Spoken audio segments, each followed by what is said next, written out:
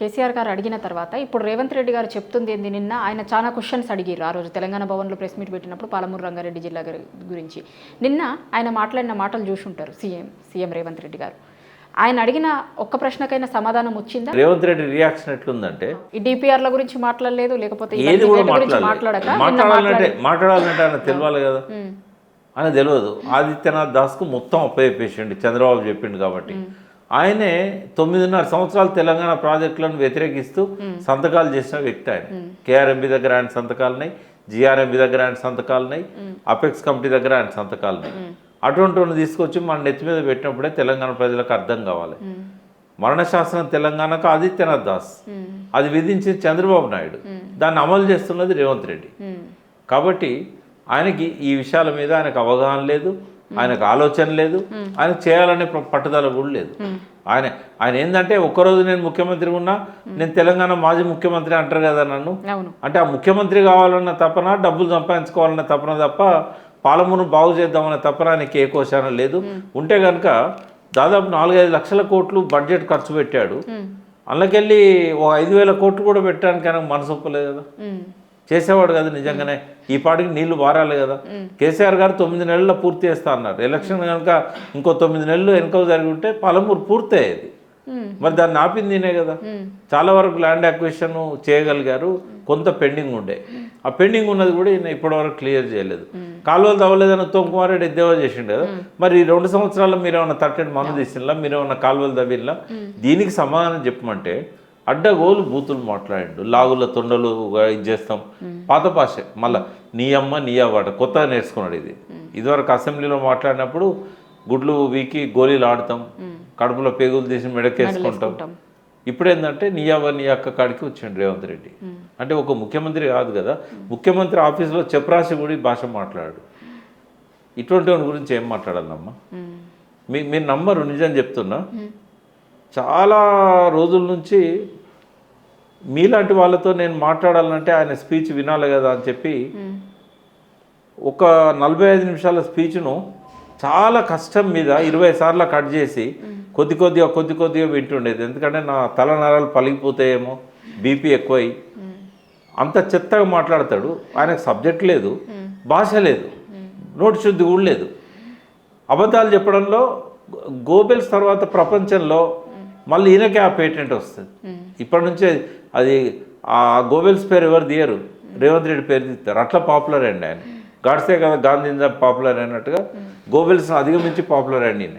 Diversion politics, పచ్చి అబద్ధాలు, బూతులు. ఏమింటావమ్మా ఆయన స్పీచ్? నిన్న చాలా ప్రయత్నం చేసిన పాలమూరులో, నారాయణపేటలో ఈయన ఏం మాట్లాడాడు కొంచెం అన్న ఇందామంటే నా వల్ల కాలే. ఒక 10 సార్లు ట్రై చేసి మళ్ళీ బూతు రాగానే మళ్ళీ కట్ చేసి నాకు అసలు నా వల్ల అయితే లేదు ఆయన మాటలు వినడానికి. ఇలా పొద్దున పేపర్లో చూసిన ఆయన మాట్లాడిన బూతులు ఇవన్నీ కూడా. అంటే ఇట్లా ఉంటే ముఖ్యమంత్రిని తెలంగాణ ఉన్న సిగ్గుపోతుంది. ఇవాళ భారతదేశంలో మొదటి 5 స్థానాల్లో తలెత్తుకొని నిలబడ్డ తెలంగాణ కేసీఆర్ గారి పాలనలో. ఇట్లా మాట్లాడే ముఖ్యమంత్రి ఉన్నాక ఏం మాట్లాడదాం? ఆయన బూతులకు నేనేం చెప్పాలి మీకు? అంటే ఆయన ఇంకొకటి అన్నారు, ఆయన ఉన్నంత కాలం బీఆర్ఎస్ పార్టీని అధికారంలోకి రాకుండా చూడడమే నేను చేస్తున్న సవాలో శపథమో ఏదో అని అన్నారు. అట్లా తెలంగాణ ప్రజల పక్షాన నేను కూడా శపథం చేస్తున్నా. బంగ్లాదేశ్లో హసీనాను తరిమి కొట్టినట్టు, శ్రీలంకలో రాజపక్షను తరిమి కొట్టినట్టుగా ఇంకొక 300 రోజులలో రేవంత్ రెడ్డి ఇంటి చుట్టుముట్టి తరిమి కొట్టే రోజు వస్తుంది. ఇట్లా బూతులు మాట్లాడుకుంటా, మనుషుల మీద కనీసం గౌరవం లేకుండా ఆయన చేసిన 421 హామీలల్లో కనీసం 10ని కూడా అమలు చేయకపోతే ఇప్పటిదాకా ప్రజలు ఓపిక పడుతుండ్రు. అక్కడక్కడ నేను చూస్తున్నా ప్రజలు కట్టలు తెంచుకున్న ఆవేశంతో రేవంత్ రెడ్డి కంటే ఎక్కువ బూతులు మాట్లాడుతున్నారు. రేవంత్ రెడ్డి నేను చెప్పలేను నా నోటితో నా మాటలు. అడ్డమైన బూతులు మాట్లాడుతున్నారు. ఎంత మోసం చేసినవరా మమ్మల్ని అని. అది మనుషులు మాట్లాడుకునే భాష కూడా కాదు. అంటే గ్రామాలల్లో ప్రేమతో బూతులు మాట్లాడతారు, మర్యాదగా బూతులు మాట్లాడతారు, కానీ ఇక పట్టరానంత ఆవేశంతో కోపంతో మాట్లాడే బూతులు మనం వినలేము. ఆ బూతులు మాట్లాడుతున్నారు. దాని తర్వాత నెక్స్ట్ స్టెప్ ఏముంటుందమ్మా?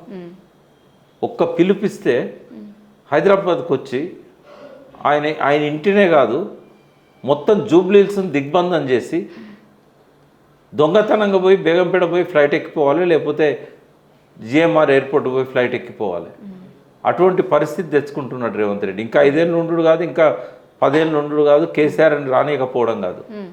ఆయన ఎక్కడికి పోతే అక్కడ సెక్యూరిటీని కనుక కొంచెం తగ్గించమని చెప్పండి, ప్రజలు ఆయనను దేంతో కొడతారో పోతే తెలుస్తుంది ఆయనకు. అంత ఆవేశం ఉంది ప్రజలలో. నాకు సీమాంధ్ర లగడపాటితోని, కావూరుతోని, నాన్నప్రేని రాజ్ కుమార్తోని ఇట్లాంటి వాళ్ళతో నేను చర్చలు చేసేటప్పుడు కూడా ఎమోషన్ గురి కాలేదమ్మ. చాలా మర్యాదగా నవ్వుకుంటూ వాళ్ళకి సమాధానాలు చెప్పేది. ఆంధ్ర వల్ల మనసులను కూడా గెలుచుకునేది వాస్తవాలు చెప్పి. కానీ రేవంత్ రెడ్డి ఉన్నప్పుడు అసలు ఆయన పేరు తీస్తే కూడా అంత అసహ్యం వేస్తున్నది. నేను వాళ్ళ మామకు కూడా మాట ఇచ్చిన, లేదు ఇక ముందు అట్లా అనంలే, నాకు కూడా కోపం వచ్చినప్పుడు కొంచెం నేను కూడా రేవంత్ రెడ్డి మీద మాటలు వదిలిపెడుతున్నా, నా మిత్రుడే, నేను ఇంకా మాట్లాడనులే అట్లా అని చెప్పినా, కానీ నా వల్ల అయితలేదు. ఆయన మాట్లాడే బూతులు, ఆయన మాట్లాడే ఆవుకథలు, ఏది చెప్పు కేసీఆర్ మీదనే మొదలు పెడతాడు. అవసరమా? నీ పేరే తీస్తలేడు కదా, నీ పేరు తీయనప్పుడు నీకెందుకు, నువ్వెందుకు తీస్తావు అనే పేరు?